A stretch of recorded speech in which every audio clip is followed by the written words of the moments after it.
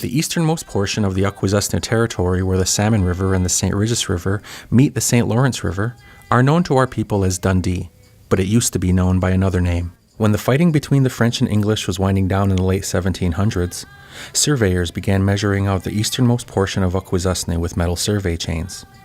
Soon, we began calling the area Tsikaristisere, the place where the metal chain has been dragged. After the War of 1812, non-native settlers made agreements with Akwesasne leadership, aided by Indian agents of the Crown, to lease parcels designated as Indian Reserve lands. For Akwesasne, it was a way to generate revenue for the growing community.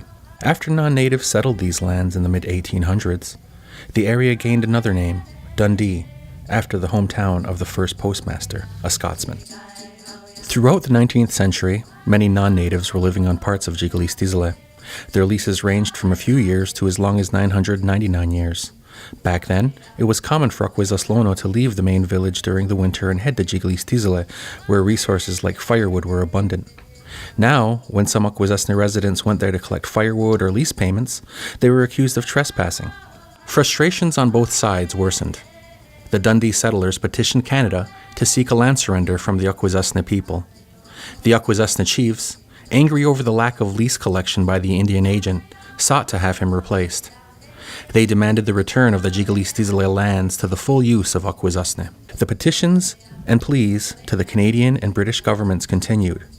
Finally, after years of disputes between Akwesasne and the settlers, the Government of Canada took action to settle the matter. In 1887, Canada authorized an inquiry to look into the disputes and to provide recommendations. The Burbridge Commission heard testimony from more than 150 lessees, but only 5 Akwesasne. They were questioned only about their farming skills. They were not asked about the damages suffered by the community from the loss of rental income, access to the lands, or its resources. The Burbridge Commission report was released on February 13, 1888.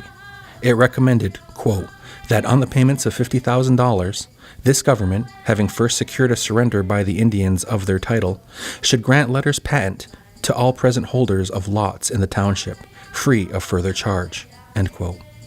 In other words, Akwesasne would be offered $50,000 for the surrender of Tsikaristisere. Just days later, the Indian agent, a Dundee resident, arranged a community meeting for Akwesasne with the intention of acquiring a surrender for the lands.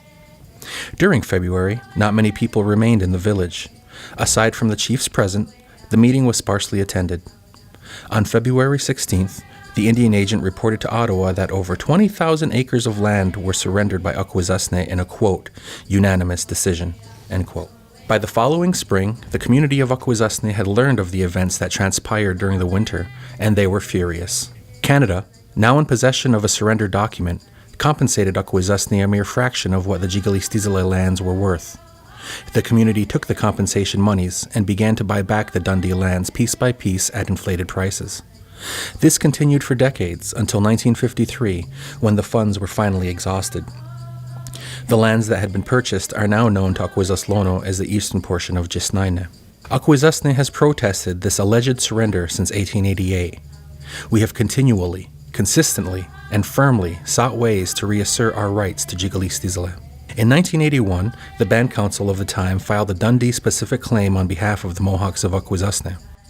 After years of stops and starts, negotiations resumed in 2004 between Canada and the Mohawk Council of Akwesasne.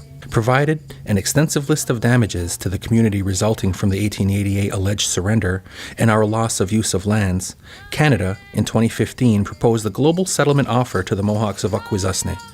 It includes $239,808,436 and the ability to regain up to 18,282 acres of land to reserve in exchange for the full and final settlement of the Tsikaristisere Dundee specific claim, pending ratification by the Mohawks of Akwesasne.